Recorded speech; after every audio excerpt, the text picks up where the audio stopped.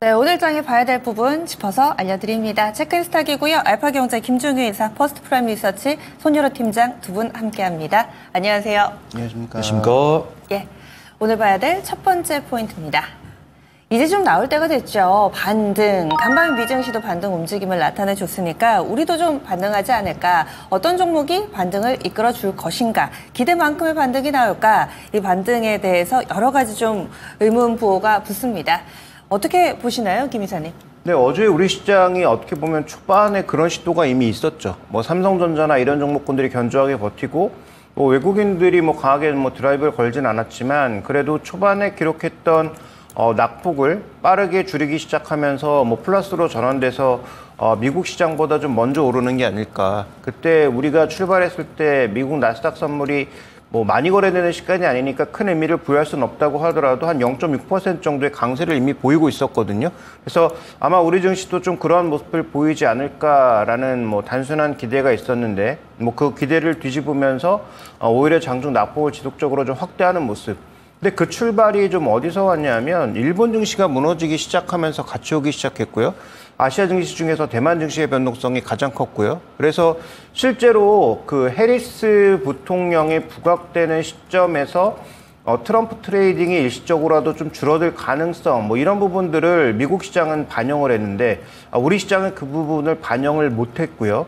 그래서 이제 미국장으로 넘어가서 미국장에서는 오늘 뭐 개별 재료도 있었지만 실제로는 트럼프 트레이딩의 좀 약화 정도로 예상할 수 있는 그런 흐름이 아닌가 볼 수 있습니다. 두 종목을 보여드리고 싶은데요. 네. 어쨌든 이 반등한 것도 전반적으로 중요하지만 지금 엔비디아에 멈춰있는 위치가 어디냐면 흔히 얘기하는 더블탑을 완성시킬 수 있는 그 넥라인에서 지금 멈춰있는 상황이란 말이죠. 만약에 여기서 뭐 갭으로 무너진다든지 장대 음봉과 대량 거래가 발생하면 기술적으로는 우리가 흔히 얘기하는 반전 신호가 나오는 거예요. 물론 일봉이기 때문에 휩소가 많고 어느 정도 그렇게 더블탑을 그리는 듯 했다가 다시 올라갈 수도 있지만 지금 현재 구간에서는 분명히 추세가 조금 반전될 수 있는 그런 기로 부근에서 어쨌든 하락이 멈췄다라는 것은 국내 증시 입장에서는 뭐 반가운 신호고요. 그 다음에 하락의 트리거가 됐던 종목이 있죠. 바로 ASML인데 ASML 같은 경우에도 지금 어느 정도까지 내려왔냐면 1분기 실적 발표하면서 무너졌던 자리까지 내려온 상태에서 반등이 나왔단 말이죠. 그래서 이게 뭐 기술적으로 아주 큰 의미가 있다. 뭐 이렇게 연결하는 건 뭐 각자의 판단, 해석이 다르겠습니다만 저는 그래도 나름 의미가 있다라고 판단하고 있는 것이 누구나 보고 있는 지지선 정도에서는 일단 반등을 시도했다라는 것. 이것에 좀 의미를 부여할 필요가 있겠고 그러면 뭐 국내 증시도 지금 60일선과 맞닿아 있는 부분이니까 수급선 부근에서 지금 뭐 외국인들이 팔고 있긴 하지만 뭐 수급이 완벽하게 무너졌다 이렇게 보기에는 좀 어려운 측면이 있고요. 단기적인 추세로 보면 지금 현선 비율이 400% 가까이 올라와 있거든요. 이 얘기는 무슨 얘기냐면 시장이 하락 쪽에 베팅하기 시작하면서 현물 거래는 줄고 선물 거래는 늘면서 현선 비율이 급격하게 올라왔단 말이에요. 근데 이 정도의 현선 비율은 단기적으로 지수가 반등하는 변곡점에 있기도 했다. 이렇게 봐야 되는 상황이니까 그런 것들을 종합해 본다면 우리 시장도 뭐 단기 반등은 할 수 있을 것으로 보이는데 잘 한번 생각해 보시면 두 가지 펀더멘탈을 연결해 볼 필요가 있겠다. 여기서 두 가지 펀더멘탈이 뭘까? 일단 첫 번째는 수출입니다. 지금 뭐 상반기까지 그래요. 7월 지금 20일까지 수출은 엄청나게 좋았잖아요. 그런데 이게 IT로 견인한 수출이기 때문에 이 IT의 수출은 계속 뭐라고 강조드리고 있습니까? IT 신제품들이 하반기에 몰리면서 그와 관련된 매출들이 쫙 나가는 거예요. 근데 그게 만약에 지금은 셀인 효과인데 셀아웃이 안 되면 그러면 하반기에 IT 쪽 매출은 줄어들 수 있단 말이죠. 그 다음에 지금 뭐 트럼프가 들어서면서 나타날 수 있는 그런 변동성들을 고려해보면 하반기까지 수출이 좋다는 제가 보기엔 조금은 너무 나이브한 그런 해석이다라는 거죠. 그러면 그런 수출 둔화 가능성이나 여러 가지를 한번 고려해 봤을 때 지금 단기 반등은 가능할 것 같은데 중요한 건 단기 반등 시 어떻게 하느냐가 관건인데 저는 뭐 단기 반등에는 약간 현금 비중을 좀 늘려놓을 필요가 있겠다 이렇게 좀 판단을 하고 있고요. 또 하나 핵심 포인트는 그 오늘 나온 그 자료를 보니까 미국 시장에서 지금 어떤 모습이 나타나고 있는가 업종별로 유입되고 있는 섹터별 자금 강도를 봤더니 IT가 확연히 줄었습니다. 그러니까 상반기에는 IT하고 커뮤니케이션에 집중적으로 투자하고 나머지 업종은 거의 관심도 없었어요. 그러니까 뭐 등락과 상관없이 자금의 유입 강도만 보면 그랬단 말이죠. 근데 7월 들어서 묘해진 게 IT 쪽으로도 들어가고 여전히 1위지만 금액은 절반 정도로 줄어든 상태에서 나머지 업종으로 촤라락 배분되고 있습니다. 그래서 이게 트럼프를 반영하는 건지는 모르지만 어쨌든 미국 시장의 자금 선택도, 섹터 선택도 바뀌고 있는 걸 고려해보면 지금 구간에서는 일단 반등 강도가 진짜 확실하게 나타나서 아까 뭐 김정수 전문가도 그런 얘기 하던데 네. 전고점을 넘겨버리는 강도로 확 밀어버리면 뭐 그건 좀 지켜볼 여지가 있는데 만약에 그 정도도 못 나오고 다시 무너진다든지 상대적인 탄력이 줄어들면 그때는 현금도 조금 확보하면서 한쪽으로 쏠려있는 포트폴리오는 고쳐볼 필요가 있지 않느냐 이렇게 좀 보고 있습니다. 투자 전략까지 한 번에 좀 알려주셨네요. 그래서 반등이 나온다 하더라도 단기 반등 정도로 예상을 하면서 현금을 일정 부분 마련해 주는 게 좋을 것이다 이렇게 의견을 주셨는데 그럼 뭐 섹터별로도 뭐 전체적으로 차별 없이 대체적으로 좀 비슷한 의견이신 거세요? 일단 그나마 지금 가장 강한 게 뭐 조선업종, 뭐 기계업종 정도로 봐야 되는데 지금 조선업종 같은 경우에는 원래 뭐 계속 흐름이 좋았으니까 이건 뭐 논외로 치고 지금 강력하게 턴어라운드를 좀 시도하고 있는 기계업종 같은 경우에는 정말로 숫자를 잘 한번 살펴보셔야 되겠죠. 이게 지금 뭐 재건 이슈라든지 그다음에 뭐 트럼프 이슈와 맞물려서 좀 일부 움직이고 있는 종목군들이 있는데 이 종목군들이 정말 실적을 동반하면서 움직일 거냐, 그다음에 중국의 영향은 전혀 없을 거냐라는 부분도 염두에 둬야 되는 상황이니까 이런 업종은 철저하게 실적에 기반해서 하시는 게 좋을 것 같고요. 그나마 여전히 조금 매수 유지 혹은 홀딩 정도가 가능한 대표적인 업종으로서는 뭐 굉장히 지겹지만 대형 반도체를 빼놓을 수 없다라고 볼 수가 있겠고 예. 그다음에 이제 제가 마지막으로 좀 기대하고 있는 것은 자동차예요. 최근에 지금 너무 많이 빠졌고 여러 가지 우려가 좀 선반영된 측면이 분명히 있거든요. 근데 2분기 실적이 당연히 좋을 거고 3분기 탄력이 둔화될 가능성이 높지만 그럼에도 불구하고 현재의 밸류에이션은 또 그렇게 높은 수준은 아니라서 그러니까 글로벌 자동차와 거의 비슷한 수준으로 다시 떨어진 상황이라서 뭐 2분기 실적 긍정적이고 인베스터 데이와 관련된 기대감이 살아나면 뭐 일정 부분의 반등은 할 수 있을 것으로 보이기 때문에 저는 뭐 그래서 지금 낙폭과대, 단기 낙폭과대를 보이고 있는 현대차와 뭐 삼성전자 두 종목에 대해서는 그래도 최소한 홀딩 정도는 가능하지 않을까 이렇게 보고 있습니다. 예, 알겠습니다. 다음 포인트 넘어가겠습니다. 원전 얘기를 좀 해보죠. 앞서서 체코 우선협상 대상자 선정된 이후에 오히려 종목군들은 다시금 상승분을 반납하기도 했습니다. 그런데 어제 오전에 한 11시쯤에 나왔던 속보인데요. 이 체코 원전 관련해서 TF팀을 만들고 그리고 또 파견을 한다라는 내용이 전해지기도 했습니다. 이 부분이 좀 궁금했던 것이 이미 어느 정도 좀 확정된 거 아닌가요? 뭐 99% 확정된 거 아닌데 갑자기 여기에 공을 들이는 이유도 좀 궁금해지고 안 하던 것을 하니까 뭔가 또 잡음이 생길까? 뭔가 변수가 생길까? 이러면서 오히려 더 불안하기도 하고 그렇더라고요. 이 내용 좀 알려주세요.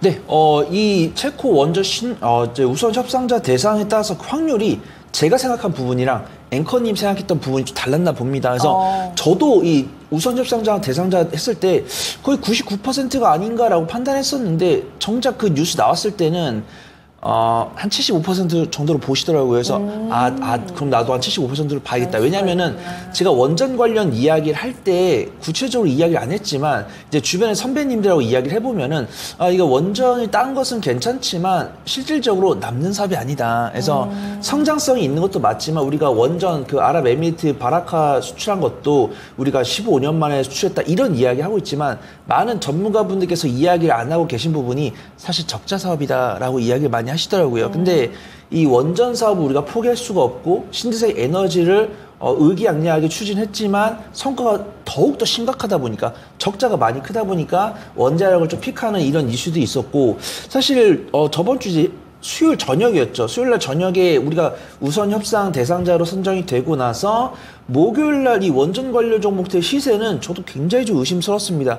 보통 원전 관련 종목들이 물론 그 월화에 좀 약세를 보였기 때문에 목요일날 강세를 보인 것은 이해가 되지만 보통 한 5%에서 10% 갭상승에서 시작하는 것은 종종 봤는데 거의 막 20%, 25% 갭상승한 것은 사실 본 적이 많이 없고요. 그 다음에 보통 단기적 갭상승한 종목들도 보통 시세를 오전엔 지켜줬었어요. 근데 그때는 정말 목요일은 거의 9시 5분 만에 밀리면서 약세를 보여줬고 그러면서 이제 앵커님하고 금요일날 3포인트에서 말씀드리면서 원전 관련 종목들이 목요일날 너무 급락이 나왔나 보다. 금요일날 물론 제가 그때 전력설비가 주였지만 원전 관련 종목들을 보면서 외국인의 순매수가 들어오면서 음봉이지만 외국인의 순매수가 들어왔기 때문에 한 3일 정도 지켜보신 다음에 외국인의 지지가 이어진다거나 우리가 추가 모멘텀을 예상해 볼 수 있는 뉴스가 나오면은 공략을 해보자라고 말씀드리고 이제 떠났는데 그 시점이 오늘이 아닌가 그렇게 판단하고 있고요. 근데 오늘 잘하면 뉴욕 시장이 반등 덕분에 반도체가 강세를 보일 수도 있으니까 이 원전 관련 종목들을 관심 종목에 넣어놓은 다음에 오늘 반도체가 강세를 보이는지 원전 관련 종목이 강세를 보이는지 보시고 매매를 좀 결정해 보시면 좋을 것 같습니다. 그래서 이제 저 역시도 이제 다시 본론으로 돌아오면은 저는 75% 저는 보고 있었어요. 체코 원전 수주를 봤으면은 그때 이제 수주 당시에는 우리가 이 체코를 넘어서 뭐 프랑스나 네덜란드 등의 다른 유럽으로의 그런 수주 이런 모멘텀을 좀 얻을 수 있지 않을까 그런 생각을 하고 있었는데 그 뉴스 딱 두 가지 나온 겁니다. 그래서 이 체코 원전을 더더욱더 견고하게 우리가 수주를 따기 위한 뭐 TF팀도 구성하고 특사 파견을 검토하겠다는 뉴스가 나왔고 그에 따라서 이런 행동들이 유럽이나 뭐 네덜란드가 가장 원전 수주가 임박을 했대요. 그래서 이 네덜란드 수주랑 원전 설비 교체 입찰에 대한 협상이 곧 이루어지고 있고 그 임박한 국가가 네덜란드다. 이런 두 가지 뉴스가 이제 앵커님 말씀해 주신 대로 오전 10시, 10시 반 사이에 나오면서 뭐 두산 에너빌리티 필두랑 원전 관련 종목들이 9시 45분에 바닥을 잡고서 10시 반까지 좀 기술적 반등이 나오는 모습입니다. 그 다음에 두산 에너빌리티 같은 경우는 그 박스권 내부에서 좀 보합권 마감을 했는데 우리가 알만한 종목들은 저점을 높이면서 마감을 했어요.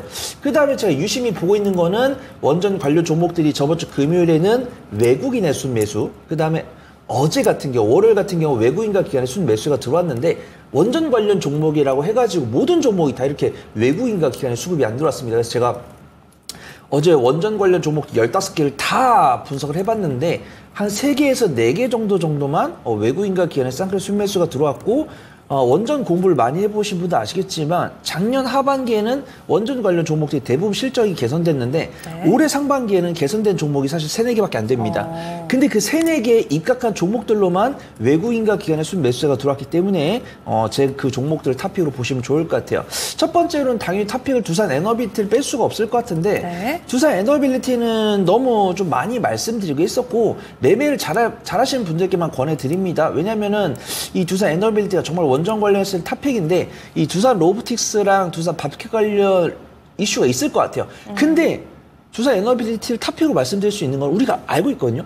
이 분명 두산 밥켓이랑 두산 로보틱스 관련해서 이 불협화음을 두산 에너빌리티가 피할 수 없을 거다라는 아이디어가 있는데 영향이 없는 모습입니다. 그래서 지금도 그 두산 밖에 주주분들이 뿔이 나셔가지고 소송을 제기한다 만다 이런 이야기가 있는데 두산 에너빌리티는 좀 굳건한 모습이에요. 하지만 이런 잡음들이 언젠가 나올 수도 있다는 판단이 있기 때문에 굳이 대안주가 있는데 네. 두산 에너빌리티 권해드릴 필요 없을 것 같아요. 예.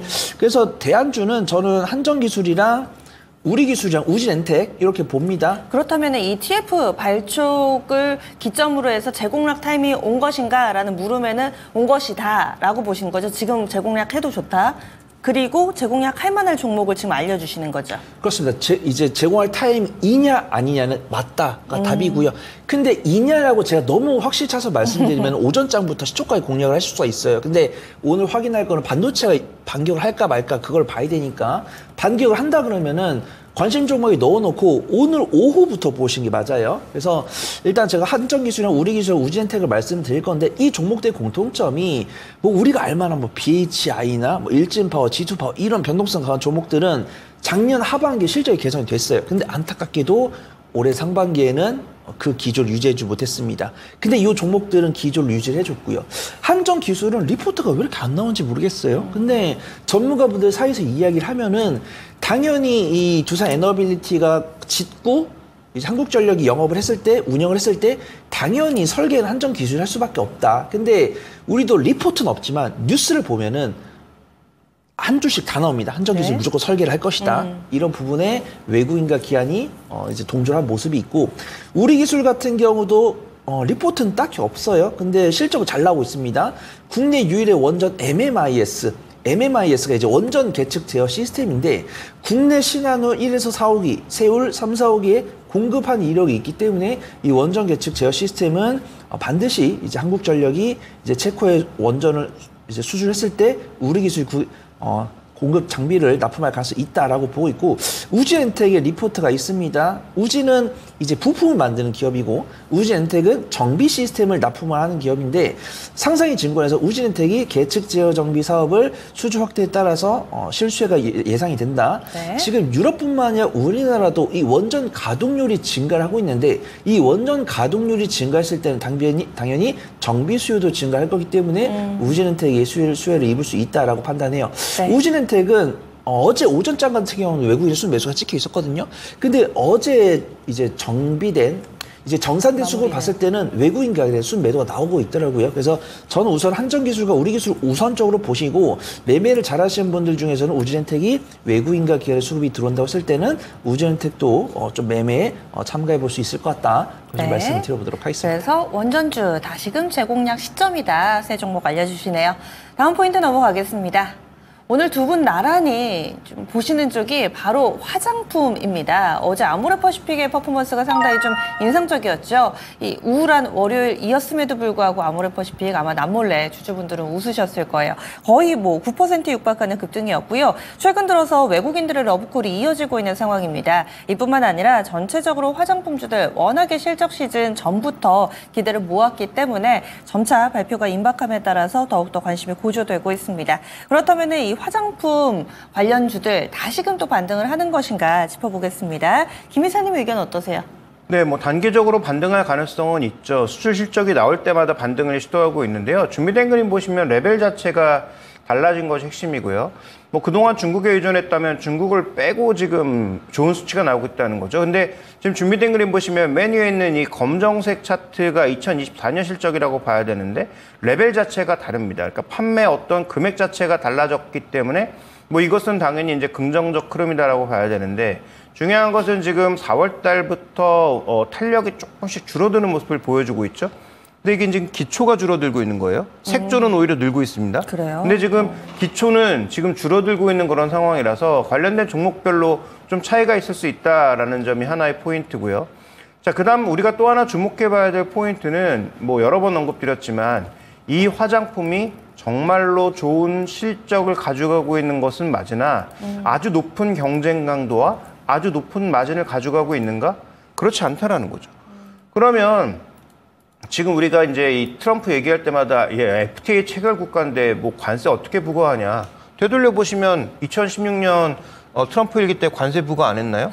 그러니까 뭐 이 양반은 뭐 지금 그 미국 내 전문가들도 얘기하고 있는 거지만 동맹국가 FTA 체결 국가에도 관세 부과할 수 있는 양반입니다. 맞습니다. 그게 이제 이번에 선거하면서 아시는 것처럼 미국은 대통령 선거할 때 의회 이제 절반도 바꾸는 선거를 하잖아요. 그래서 하원은 아마 민주당에 가고 상원은 공화당으로 여전히 유지될 가능성이 높다는 얘기가 나오는데, 상원을 동시에 차지하지 않는 이상 뭐 밀어붙이는데 한계가 있을 수는 있으나, 여전히 미국도 대통령의 권한이 커서 뭐 여러 가지 상품들의 관세를 부과할 수 있다는 거죠. 그러니까 통상관세가 예를 들어 10% 부여됐을 경우 상대적으로 마진율이 높지 않은 이들 업종에는 타격이 될 수밖에 없는 것이고, 그러면 지금 뭐 내년도에도 몇십 % 성장한다고 하는 그 성장 그림이 과연 적정한가에 대해서는 좀 고민이 필요한 부분이라는 거죠. 그래서 저는 뭐 예전부터 말씀드리고 있습니다만, 뭐 화장품 뭐 25배, 뭐 30배 그 정도의 밸류에이션은 쉽지 않다라고 판단하고 있고, 전체적으로 20배, 4배 정도만 가능하다라고 보고 있는데, 이미 빠져도 그 정도 수준에 있는 종목이 상당수 많기 때문에, 그래서 전체적으로 이들 종목에 대해서는 뭐 더 이상 뭐 매수 관점보다는 좀 더 지켜보자. 지금부터는 낮은 가격에 사서 수익이 많이 나신 분들이 수익을 좀 더 향유하는 정도의 구간이라고 봐야지, 이걸 신규로 사서 아주 큰 수익을 거두기 쉽지 않다라는 거고요. 또 하나 중요한 것은 중국입니다. 네. 결국은 최근에 코스맥스에 충격을 줬던 건 중국 이슈였는데요. 중국의 내수 부진으로 인해서 중국 쪽 회복이 쉽지 않다면 그러면 지금 전체적인 화장품 사이즈도 계속 확대되긴 어렵다는 거죠. 좋은 미국만 바라보지 말고 중국 쪽에서도 여전히 부진이 이어지고 있다는 것도 같이 봐야 현재 구간에서 좀 균형 잡힌 모습이 나타나지 않겠느냐라고 보고 있어서 현재 해당 종목군들에 대해서는 저는 뭐 공격적인 관점보다는 확인하고 가자 정도의 좀 중립적인 관점으로 접근하는 것이 좋겠다. 이렇게 좀 보고 있습니다. 네. 그러면 이 시점에서 사실 화장품이 어느 정도 한 사이클이 돈 것 같이 느껴지거든요. 이 타이밍에서 외국인들은 최근에 아모레퍼시픽을 왜 그렇게 살까요? 네, 아모레퍼시픽은 이제 코스닥스에 대한 기대와 더불어서 그 다음에 이제 중국 쪽은 상당히 많이 덜어냈다라는 것에 대한 베팅. 그러니까 2분기 실적에 워닝 서프라이즈가 나올 가능성, 그다음에 3분기에 더 이어질 가능성, 뭐 이런 부분에 일정 부분 베팅하고 있다라고 보고 있는데요. 지금 뭐 특별한 뉴스가 나오지 않는 것을 봤을 때는 뭐 M&A 같은 것들이 진행될 수도 있다고 보여지는데 어쨌든 그런 이슈들이 나온다면 뭐 최근에도 아시겠지만 이벤트의 출회 자체가 뭐 매도의 기회가 되는 상태인 거죠. 그 다음에 최근에 주가 조정 이후에 전고점까지의 반등이 나타나고 있는 것이니까 그냥 뭐 반등 정도이지 아주 의미 있는 어떤 흐름으로 가져가고 있다 이렇게 보기엔 좀 어려울 것 같아요. 그래서 이번에 그 아마존 프라임데이 때 코스닥스의 순위가 아주 높아서 그와 관련된 긍정적 모멘텀이 유입되고 있는 것으로 보이나 그렇다고 해서 뭐 판을 바꾼다 아니면 지금 아모레퍼시픽의 그 비싼 밸류에이션을 설명할 수 있다라고 보기엔 전 어려워 보여서 뭐 신규 매수는 쉽지 않고 기존에 보유하고 계신 분들은 전고점에 대한 강한 돌파가 없다면 차익 실현을 하시는 게 좋지 않을까 이렇게 보고 있습니다. 밀려도 밸류에이션상 지금 싼 구간은 아니다. 약간은 좀 보수적인 시각으로 보시는데 그럼 손 팀장님 의견 어떠세요? 저는 보수적인 의견인데 긍정의 의견이고 매매 관점입니다. 공략을 해봐야 된다라고 보고 있고요. 이사님께서 대부분 말씀해 주셨어요. 이제 우리가 정말 한 4월부터인가 3월부터인가 수출 동향까지 체크를 하게 됐죠. 참 이제 FOMC랑 제롬 파월 연준 말고도 수많은 위원들에다가 이제 미국에서 발표하는 경제 지표뿐만 아니라 뭐 유럽이나 아시아에서 발표한 지표까지도 관심을 두시는 것처럼 우리가 정말 이 공부를 많이 하다 보니까 수출 동향까지 보게 됐습니다. 그래서 매월 수출 동향도 아니고 이제 매주 수출 동향까지 체크하는 정말 똑똑한 투자분들께서 되셨는데 어제 발표한 데이터에는 사실 석유, 화학, 물품이 있었지만 화장품은 없었습니다. 화장품은 근데 석유, 화학을 통해서 유출할 수 있는 거죠. 근데 어제 보면 이제 반도체가 가장 중심적으로 끌어줬지만 석유, 화학 부분도 석유 제품 부분도 상당히 수출 금액이 증가한 것을 볼 수가 있고요. 하나 조금 아쉬운 거는 미국보다는 중국 쪽의 수출량이 증가를 했다는 겁니다. 그래서 우리가 참 이제 투자를 오래 하신 분도 아시겠지만 늘 똑같은 방향으로 움직이지 않아요. 수출이 늘기도 하고 줄기도 하고 이쪽이 수출을 많이 하기도 하고 저쪽에다 수출을 많이 하기도 하는데 중요한 것은 우리가 미국에 대한 수출량이 증가를 하기를 바랬지만 미국보다는 중국이 늘었다는 건데 그렇다고 해서 미국이 늘지 않았다는 게 아니죠. 그 다음에 이 미국에서 뭐 우리가 기대했던 것보다 덜 나왔지만 그 이상으로 화장품 관련 종목들이 약세를 보였다고 한다면 우리는 저렴하게 살 수 있는 기회가 올 거다라고 보고 있는 부분이고 그다음에 이제 이사님께서 코스닥스 이야기해 주셔서 아모레퍼시픽 이야기를 해주셨는데 당연히 아모레퍼시픽은 이제 LG생활건강이나 아모레퍼시픽 이 화장품 양대 기업이고 최근에 뭐 색조 기업이라든가 뭐 역직구 기업이라든가 ODM 기업이 이제 햇빛을 보기 전에 우리가 화장품을 볼 때는 당연히 이 두 종목을 봤었죠. 네. 근데 이 두 종목 중에서 가장 우선적으로 중국 비중을 줄이고 미국으로 눈을 돌린 게 아모레퍼시픽이고 LG생활건강 같은 경우는 중국에 대한 의존도 미련을 못 놨다 저는 이렇게 표현할게요. 왜냐하면은 코로나19가 발생하고 중국 경기가 많이 위축이 된 게 3년이 넘었는데도 여전히 중국 매출 비중을 줄이지 못하고 있다는 것은 좀 미련이 있다라고 보고 있고 그에 따른 실적 악화를 굉장히 겪었죠.